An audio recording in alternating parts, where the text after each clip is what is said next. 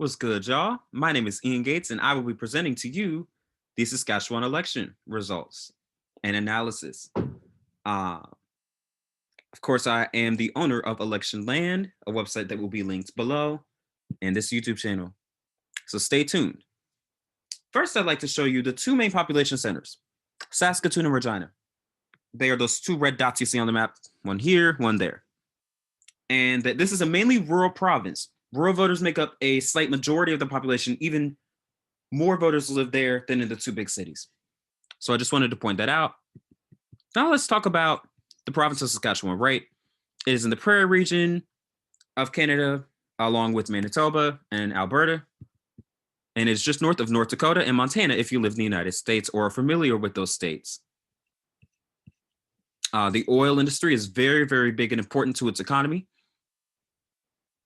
Looking at language, 82% of Saskatchewan residents speak English. This is a province in Canada, but they don't speak French here. Only 1.4% of the population does. As you can see, the population is going up right now. That's a good thing. It's certainly not going up in a lot of the Atlantic Canadian provinces. And of course, you can see that the mining, quarrying, oil, and gas extraction industry is very important as it makes up nearly 20% of the GDP of the province of Saskatchewan. And that's basically all you need to know about the province before we get into the results, right? So now what I want to talk about is what happened in the 2019 federal election in Canada. If you're not aware, Canada had a federal election in 2019, about a year ago now. Here's what happened in Saskatchewan. This is Saskatchewan right here. Every single district in Saskatchewan voted for the Conservative Party. And even look at this. You see Saskatoon right here. All the districts in Saskatoon and all the districts in Regina also voted for the Conservative Party. And Ralph Goodale, a prominent member of the Liberal caucus, lost his seat. So it was certainly a significant election in Saskatchewan because one party literally swept all the 14 districts in the province. It was very, very significant. And following the 2019 election, many Canadians were talking about national unity and Wexit. And basically, there's been a disconnect between a lot of these Western provinces who really care about oil, who don't like the carbon tax, and a lot of the environmental issues that are, or the environmental policies that are being proposed by the Liberals in Ottawa. And so a lot of that frustration has kind of been manifested into a little bit of anger. And because of that, you've seen a little Wexit movement form with some people who believe that the provinces of Saskatchewan and Alberta, maybe even Manitoba, should leave Canada. So that's definitely something that has happened. Of course, COVID-19 has distracted from that lately, but certainly a year ago today, everybody was talking about national unity because this was a very significant election last year when all the districts of Saskatchewan voted for the Conservative Party. And keep in mind that Saskatchewan does not have gerrymandering as there is in the United States because these are independently drawn districts. So it's very rare for all the districts in one province to vote for one party, especially a party with 14 districts. Moving on, this is what happened in the last election. We'll talk about that later. But now,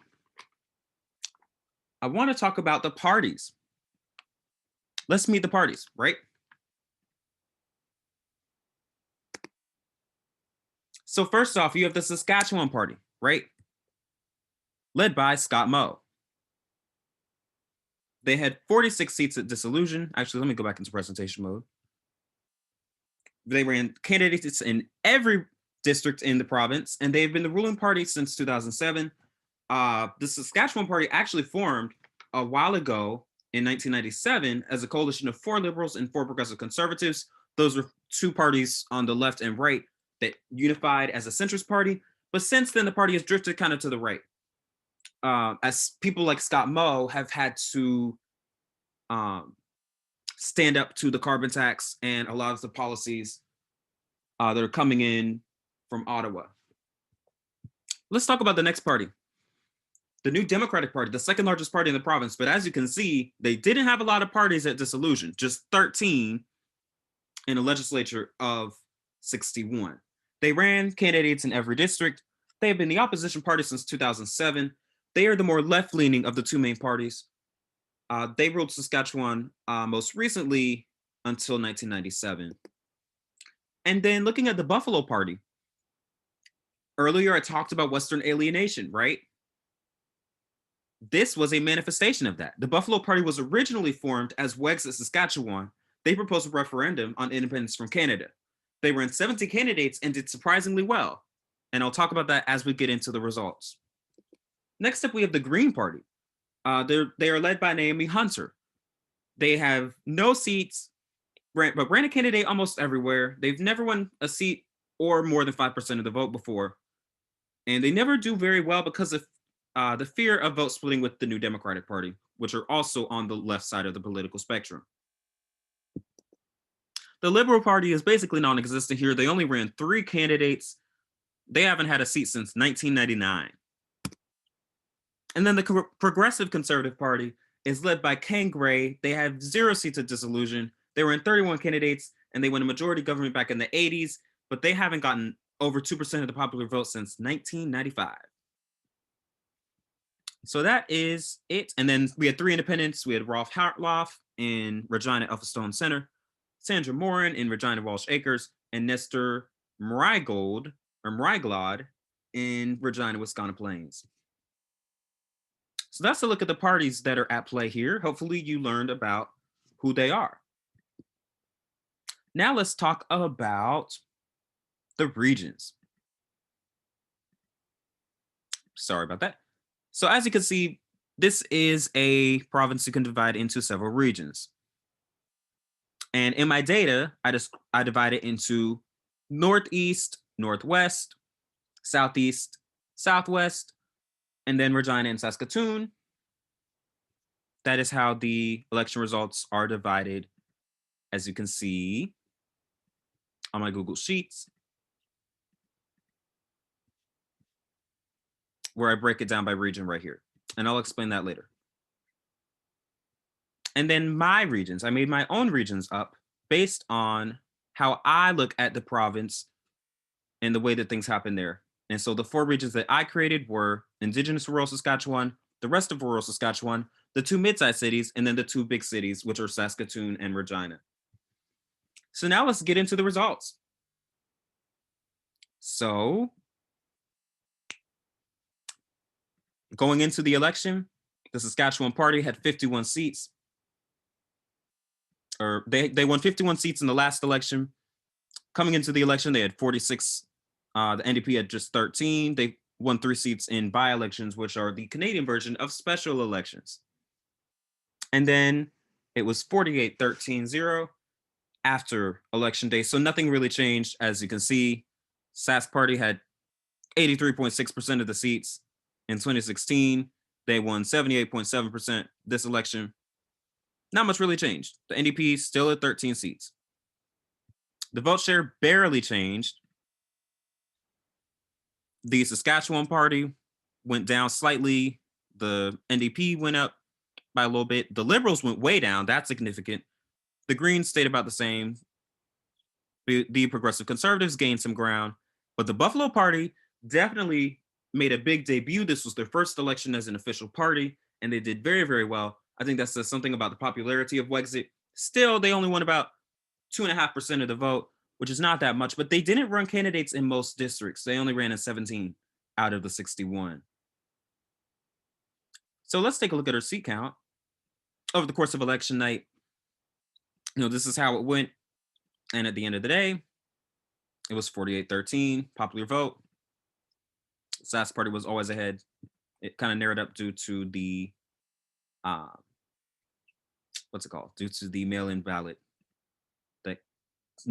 that were coming in.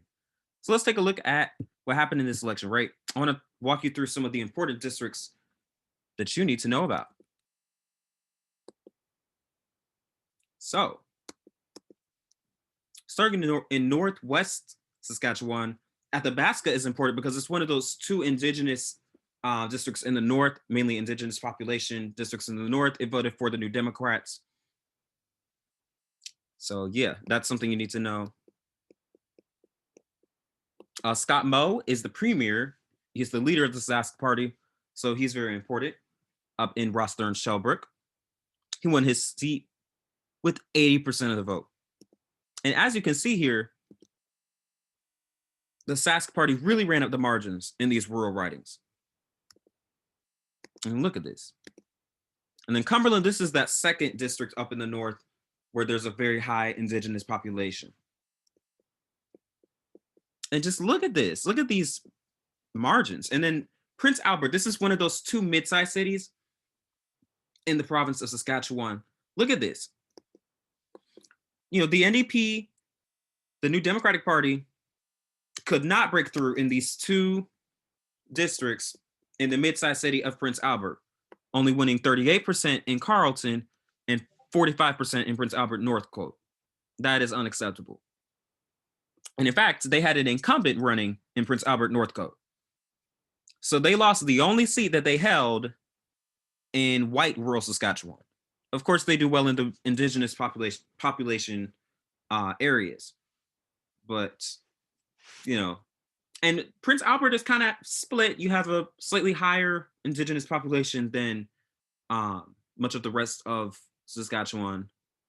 But still, they just couldn't get it done.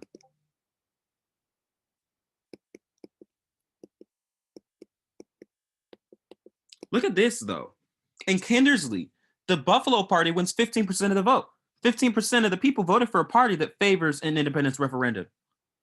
That is significant. Wade Serra is the leader of the Buffalo Party. He won 6% of the vote. Look at this. In Cypress Hills, the Buffalo Party candidate won 19% of the vote. Look at that. And Moose Jaw, this is the second mid-sized city in the province. Look, the NDP could not break through here. 34% in Moose Jaw North, 41% in Moose Jaw Waccamaw. And so this is a struggle that they're having. And at the end of the day, you got to break through. If you're the NDP, you got to break through in not only Regina and Saskatoon, the two big cities, but you also need the two mid-sized cities and then the two districts up in the north. And their failure to break through the mid-sized cities is definitely significant. Look at these margins. I mean, the NDP is only winning 15, 16% of the vote. 13% here. I mean, it's just awful looking at the margins. It's not even close in a lot of these rural districts. Now let's look at Saskatoon. This is one of the two big cities. As you can see, the NDP does a lot better here. You have a lot more urban voters here. Look at this close district, Saskatoon, Churchill, Wildwood. Lisa Lambert held onto her seat there. In Saskatoon Eastview, the NDP flipped a seat. So that was helping them get even again after the seat they lost in Prince Albert. Ryan Miley is the leader of the NDP. He is the first leader in 3 elections to actually hold on to his seat. So that was significant. And then Marv Friesen of the Saskatchewan Party flips an NDP held seat in a very, very tight race. It came down to just 81 votes and 1% of the vote. As you can see, the NDP does better here, but look, these suburbs are voting overwhelmingly for the Sask Party. And part of that is because of the party's handling of coronavirus. There was no reason for people to lack confidence. And a lot of people didn't want to give the reins to a new party because they're in the middle of a crisis, right? You know, the party that's been in power since 2007 knows how to deal with this crisis because they've been dealing with it already. Jennifer Bowes of the NDP, or it may be Bose, sorry for mispronouncing. beat in NDP or a Sask Party incumbent, Eric Olafson in Saskatoon University. Those college students really came out there. Saskatoon Westview. I mean, look at this though. Saskatoon Willow Grove, 66%, 2/3 of the voters are still voting for the Sask Party, right? That's the party on the right side of Saskatchewan politics. You know, for the Sask Party, they're really doing well because of these suburbs. And for the NDP, you got to be scratching your head here because these suburban voters are your key to winning a majority, right? You're never going to win a majority unless you sweep these suburbs and do well in the mid-sized cities, period. So they have a lot of soul searching to do because they need to find these voters and build coalitions. And they need to reach out to the suburban voters better. Yes, in many of these districts, look, you see they gained 8% here. But they need to get much better than that. They need to make sure that all these suburban districts are competitive, period. Let's look at Regina. This is the other major city. Saskatoon just had 14 districts. Regina has 12. Let's look at the districts here.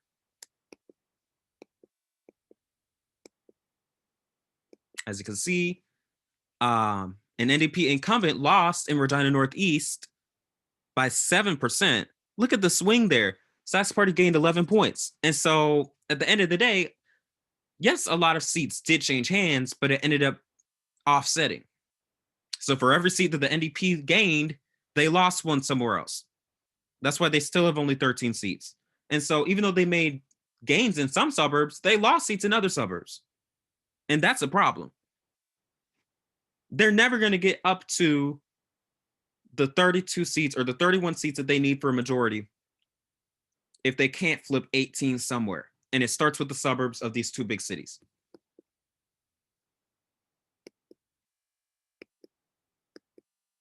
As you can see in Regina University, the young people helped the NDP flip this district and unseat an incumbent of the Saskatchewan Party. And so that's the final district that we're going to look at right now, because that is the final and 61st district. Let's take a look at how the election went, right? So remember, I broke the province down into regions. Look at this, right? So here are the 4 regions: Indigenous rural Saskatchewan, the rest of rural Saskatchewan, the 2 mid-sized cities, and the 2 big cities. As you can see, the 2 biggest regions by far are the rest of rural and the 2 big cities, right? And look at this. The Saskatchewan Party dominated this election because they really ran up the vote totals in rural Saskatchewan. Look at that, right? And they still won a majority of the vote in the 2 big cities, right? The New Democrats typically do better with urban voters. Not here, or at least not well enough. In the 2 mid-sized cities, the Sask Party does slightly better. And so as you can see, these 4 regions each have a very different dynamic. Indigenous rural Saskatchewan voted overwhelmingly for the Saskatchewan NDP. Sask Party only got 33% of the vote there. In the rest of rural Saskatchewan, the non-Indigenous districts, 73% Sask Party, right? But look at this. 5% of white rural Saskatchewan voted for the Buffalo Party. That is very significant. The Buffalo Party did not run candidates in the 2 mid-sized districts, or in the 2 mid-sized cities, or in the 2 big cities. They only ran districts, or only ran candidates in the 2 big cities. And now look at this.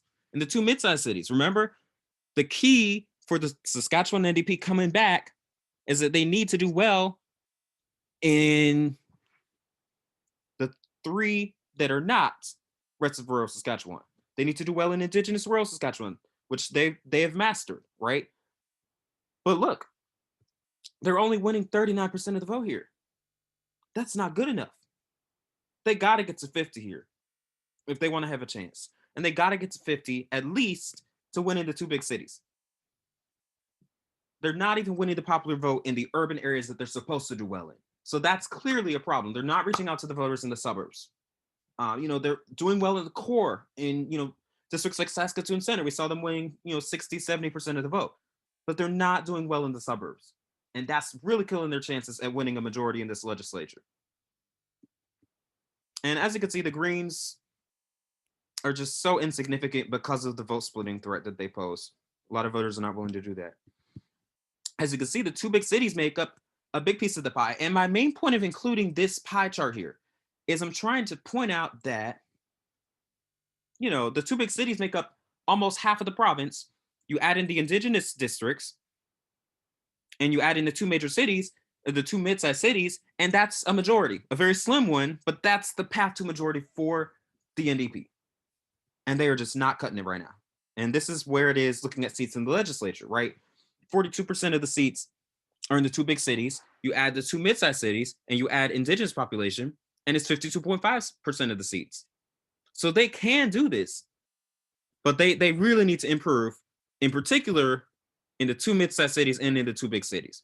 They're doing pretty well in indigenous rural Saskatchewan, but that's only 2 seats. That won't get you anywhere, right?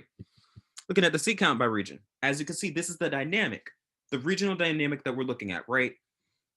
In the two big cities, NDP is getting most of their seats there. They get 2 more in indigenous rural Saskatchewan. But when you look at how rural Saskatchewan is voting, 29 seats for the Sask Party. The mid-sized cities were a sweep by the Sask Party. I mean, come on now, right? This is unacceptable for the NDP.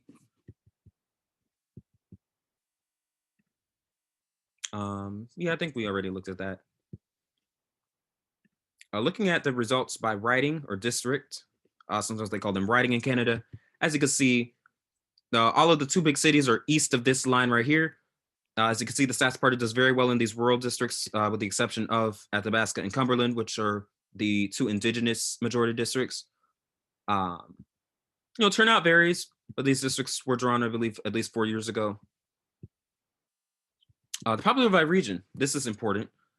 So as you can see, the 4 rural regions, the Northeast, Northwest, West Central, Southwest, and Southeast, or the 5 rural regions, all voted overwhelmingly Sask Party.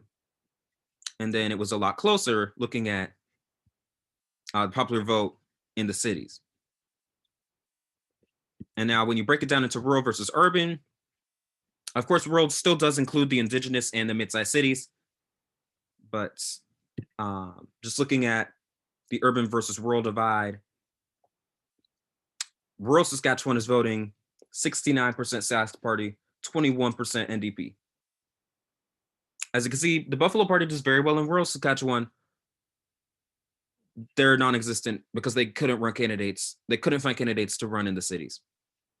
Looking at urban Saskatchewan, it's closer, but still, the Sask Party is winning just over half of the vote in the cities. That's a problem for the NDP. Looking at the spectrum, when you plot it out on a left-to-right spectrum, as you can see, many of the districts in this province, especially in rural areas, which are typically above this line right here, are overwhelmingly Sask Party. But even in the suburbs of the two big cities, you see a lot of these districts where you have a majority of the vote going to parties on the right side of the political spectrum, which would be this green right here, the Sask Party. The Green Party and the NDP are here on the left.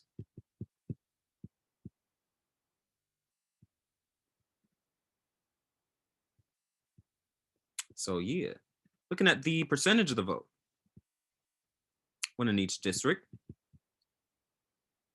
On average, rural districts were voting overwhelmingly NDP. And look at how well the Buffalo Party did, averaging about 7% of the vote in Southeast Saskatchewan. And then when you get into the cities, it's a different dynamic. And actually, on average, the NDP was winning a higher vote share in Regina, but not in Saskatoon. Still wasn't good enough to help them win seats.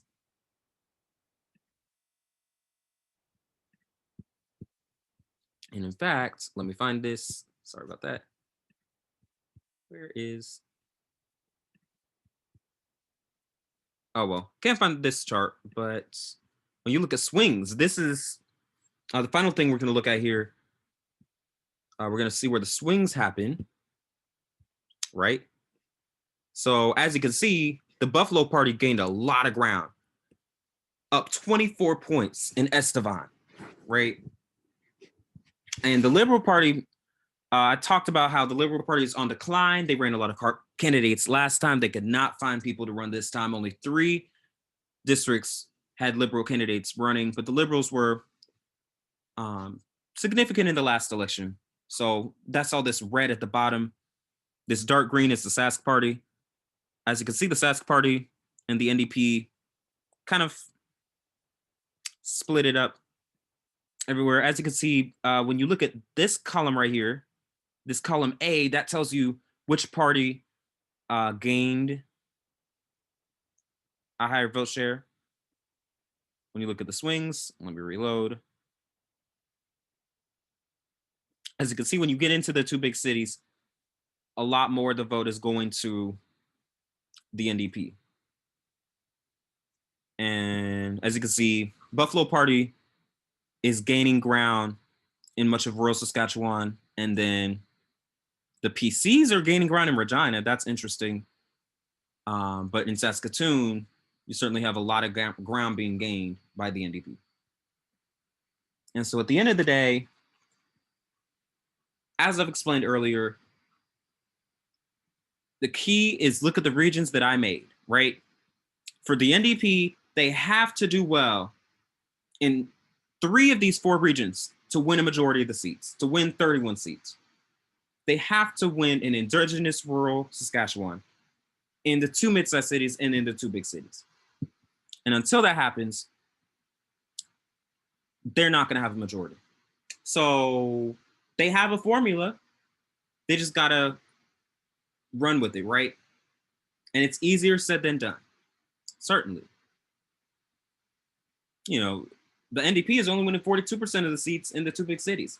They have to expand into the suburbs, but they also need those 2 mid-sized cities, Prince Albert and Moose Jaw. They're done pretty well with the Indigenous rural vote. So at the end of the day, Ryan Miley won his seat. He's the leader of the NDP. But, you know, they need to get better, or else it's going to be another blowout next time that it's election day in Saskatchewan, which will be in 2024. And so I just want to show this chart once more about where the parties stand now. 13 seats for the NDP, a big majority for the Sask Party. We found that in Canada, or at least I have found that in Canada, a lot of these elections featuring an incumbent party during the pandemic typically wins another term. So at the end of the day, the takeaway is the NDP needs to do better in the suburbs of the 2 big cities, so Saskatoon and Regina, and in those 2 mid-sized cities, Moose Jaw and Prince Albert. 4 seats there, and you got 26 seats in the big cities, and then 2 seats in Indigenous rural Saskatchewan. Rural Saskatchewan is probably always going to vote for the Sask Party, but the NDP has to improve. So I'm going to finish by just kind of showing the dynamics of the province, looking at the popular vote. I think another big takeaway is the rise of the Buffalo Party. They won 24.3% of the vote in one of the districts. That is impressive for a party that's definitely on the fringes ideologically, by suggesting that Canadians think about, or the Saskatchewan residents think about leaving Canada and seceding. So the big takeaways are, number 1, the NDP needs to look at this formula that I'm giving them and get to work in the suburbs, get to work in the mid-sized cities, get to work in the Indigenous rural areas to make sure that they win all the votes. And then the other big takeaway is the Buffalo Party did way better than anybody expected, and it doesn't look like they're going anywhere. So unfortunately, that question of national unity might be asked again looking at these results, because the Sask Party, or I'm sorry, the Buffalo Party did surprisingly well. So this is going to be the end of my video. Expect more content coming soon. But thank you so much for watching and listening, and have a great day.